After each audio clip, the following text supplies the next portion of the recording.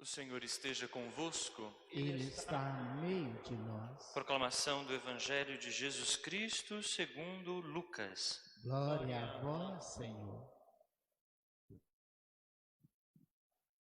Naquele tempo, milhares de pessoas se reuniram a ponto de uns pisarem nos outros. Jesus começou a falar primeiro a seus discípulos: tomai cuidado com o fermento dos fariseus, que é a hipocrisia. Não há nada de escondido que não venha a ser revelado, e não há nada de oculto que não venha a ser conhecido. Portanto, tudo o que tiverdes dito na escuridão será ouvido à luz do dia, e o que tiverdes pronunciado ao pé do ouvido no quarto será proclamado sobre os telhados. Pois bem, meus amigos, eu vos digo, não tenhais medo daqueles que matam o corpo, não podendo fazer mais do que isto.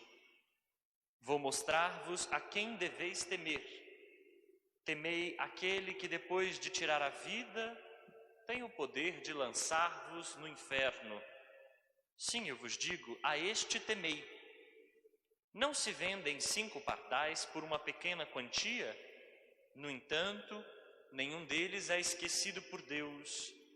Até mesmo os cabelos de vossa cabeça estão todos contados. Não tenhais medo. Vós valeis mais do que muitos pardais.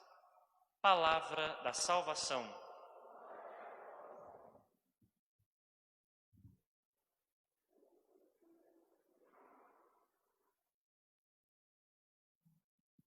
Caríssimos irmãos, caríssimas irmãs, também você que nos acompanha por nosso canal no YouTube, nós estamos lendo durante esta semana, na primeira leitura, a carta de São Paulo aos Efésios.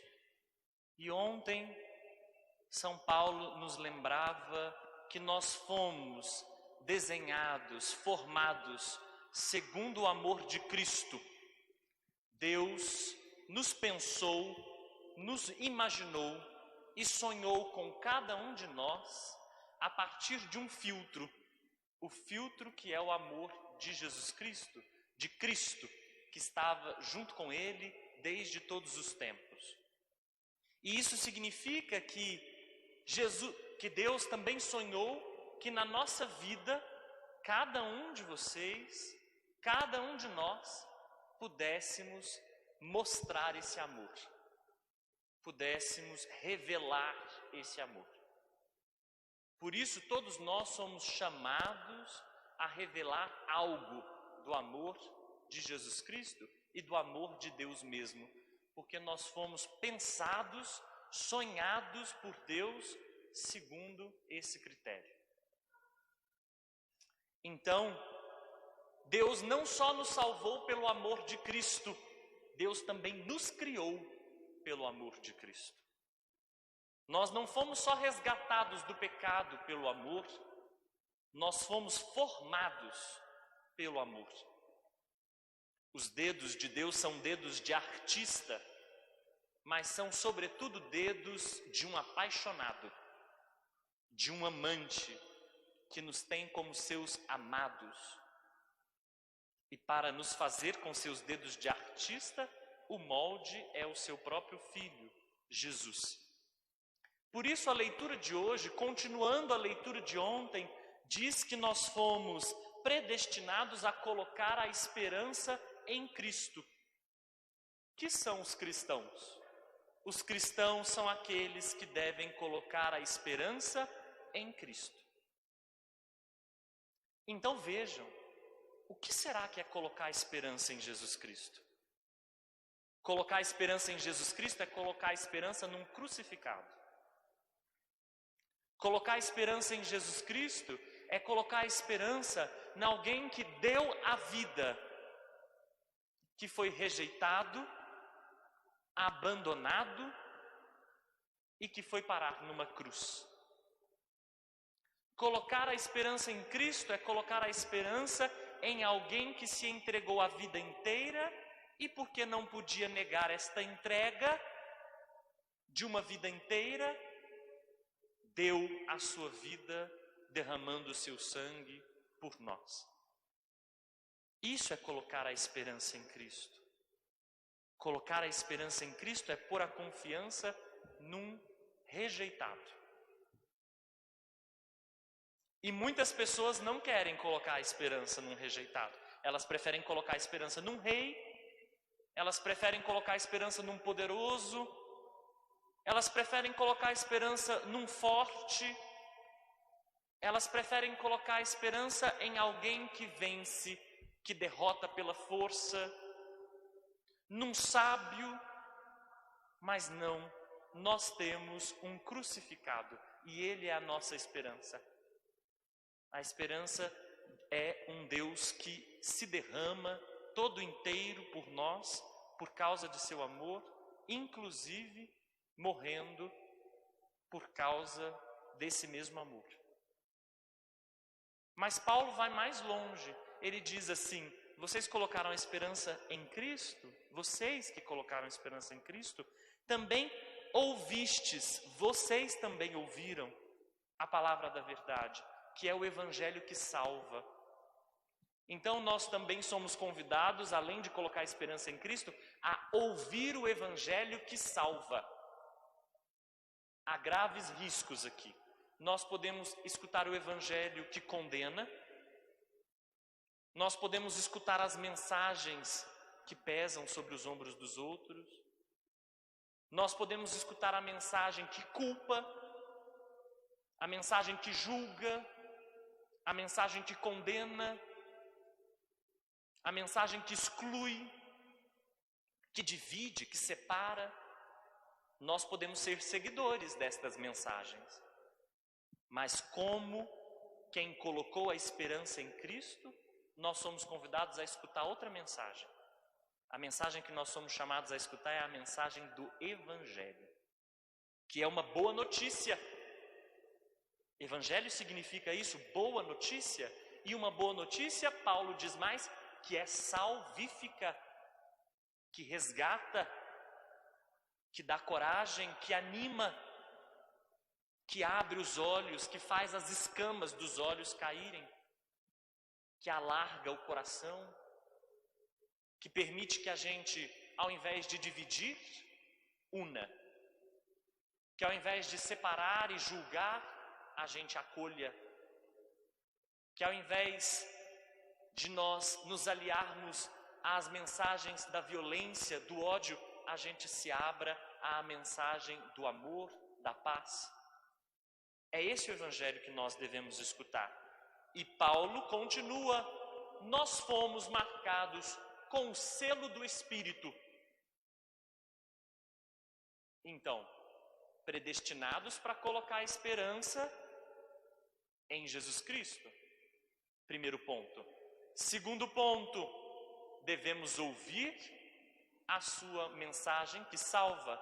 E terceiro ponto, nós somos selados pelo Espírito. Há em nós um selo, e esse selo é o Espírito Santo.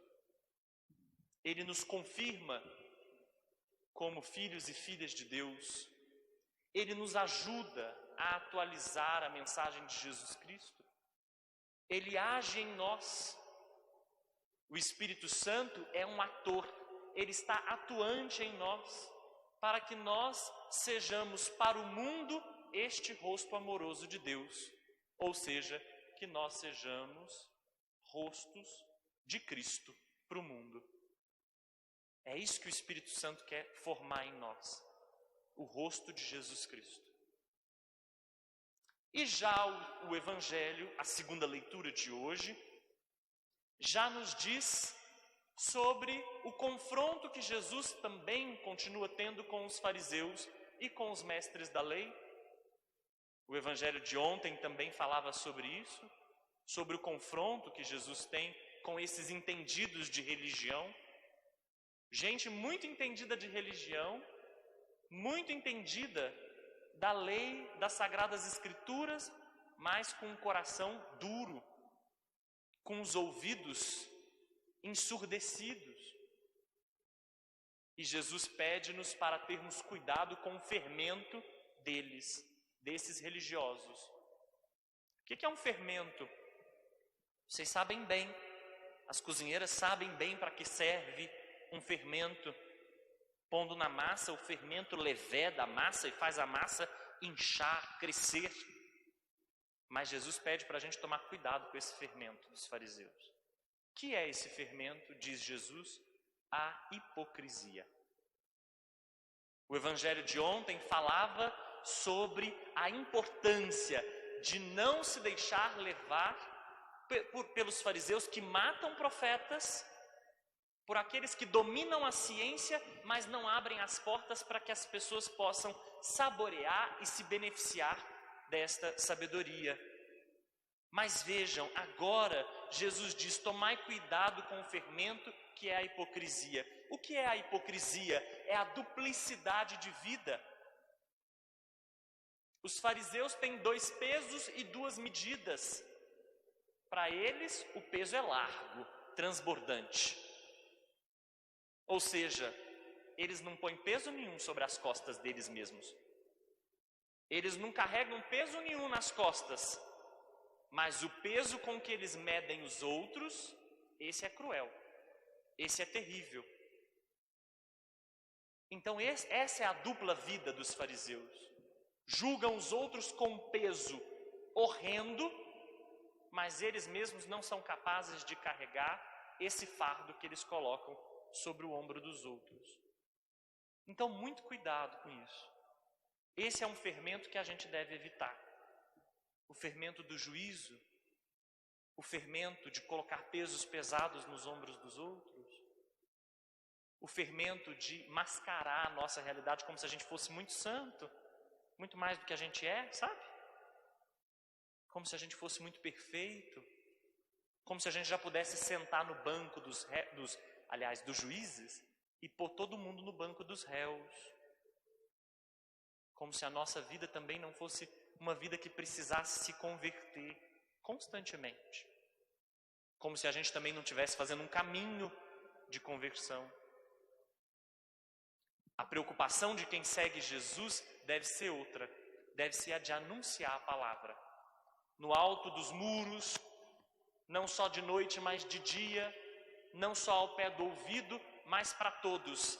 Esse é o exemplo que o cristão deve dar. Ao invés de uma duplicidade, uma vida engajada em escutar a palavra de Deus e pô-la em prática e anunciá-la para as pessoas. Tem gente que acha que quando o evangelho diz assim, que não há nada de oculto que não venha a ser conhecido, é que vai passar um telão com os nossos pecados no fim da nossa vida. Todos vocês já viram isso, né? Vai ter um telão e aí todo mundo vai ver os nossos pecados que a gente fez às escondidas, vai ser revelado para todo mundo. Deus não é um perverso e nem é voyeurista também. Não está interessado em ficar humilhando a gente com os nossos pecados na frente de todo mundo. Mas a nossa ocupação deveria ser outra ao invés de julgar os outros. A nossa preocupação deve ser principalmente com anunciar, em cima dos telhados, à luz do dia, sem medo, a palavra de Deus, com a nossa própria vida. E é por isso que Jesus continua, não tenhais medo de quem mata o corpo. Os cristãos sempre foram muito perseguidos, principalmente quando se engajam na luta pela justiça, quando defendem os pobres, quando lutam para que as pessoas tenham dignidade, tenham seus direitos mais básicos garantidos, eis que eles são perseguidos. Mas diz-nos Jesus desde sempre, não tenhais medo com quem mata o corpo. Porque pior do que perder o corpo ou a vida é perder o sentido da vida. Pior do que morrer é perder o sentido da vida ele mesmo. Então, por isso Jesus diz, cuidado com quem mata a vida e joga vocês no inferno. O que é o inferno aqui? É o símbolo desse total desespero, desse total afastamento de Deus. Não é um lugar, Não é um lugar onde tem diabinhos e fogo ardente. Não, o inferno é a completa negação e afastamento do amor de Deus. Muito cuidado com isso, com essa morte do espírito, com essa morte da esperança, com essa morte do sonho, com essa morte da vontade de fazer o mundo ser melhor, com a morte daquilo que engaja a gente a amar o outro, defender a justiça e o direito, defender os direitos de todos. Por isso, muito cuidado com quem mata a esperança. É com esses que a gente tem que ter medo. Mas a gente precisa perseverar na confiança. E por isso Jesus nos anima a perseverar na confiança. Como? Se até dos pardais Ele cuida, diz-nos Jesus, de nós também Ele cuida. Se até os passarinhos valem alguma coisa para Deus, nós também temos valor. Por isso o Evangelho insiste, não tenhais medo. A gente tem medo? Vamos ser sinceros. Tem. E tem muito. Nós temos muitos medos. Adianta dizer assim, não tenhais medo e o medo acaba? Claro que não. Adianta, mesmo sendo Jesus, Ele que nos perdoe, mas Ele mesmo nos dizendo, não tenhais medo. Ah, o medo foi embora? Não. Nós temos medos. Mas a vida, se a gente quiser viver mesmo, ela exige da gente a confiança dos pardais. A confiança de quem se lança. Do mesmo jeito que os pardais se lançam nos braços do ar, nos braços do vento, a gente precisa de um pouco de confiança para viver. De se lançar nas mãos de Deus. Quem não arrisca, não vive. Quem não se lança, não vive. Ter medo não é o problema. O problema é quando a gente não se lança, apesar do medo. Porque ter confiança e ter fé não é a mesma coisa que não ter medo. Ter fé e ter confiança é ultrapassar o medo. É atravessar o medo. É lançar-se, arriscar-se, apesar do medo. Vamos pedir ao Espírito Santo que nos selou, que está em nós, como selo de Deus. Vamos pedir a esse Espírito que Ele nos dê confiança. Que a gente não foi feito para ficar paralisado no medo, mas para se lançar. Amém.